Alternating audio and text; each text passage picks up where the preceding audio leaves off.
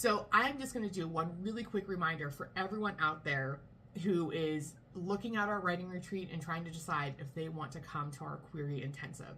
And here's why you should. You're going to leave with a polished query letter. You're going to leave with amazing industry insight.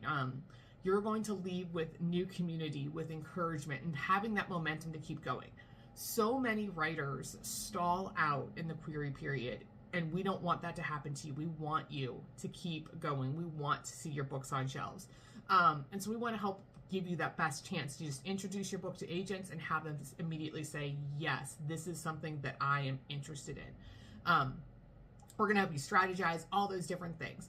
But what I really want to point out, aside from all of those great things, is that we have early bird pricing, and that early bird pricing ends on March 15th. So all the prices are going to go up. So you're going to want to secure your spot now.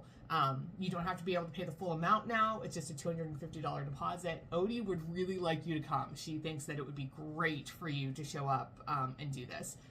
I am going to put her back in my lap, though, because she's just wandering around and being distracting.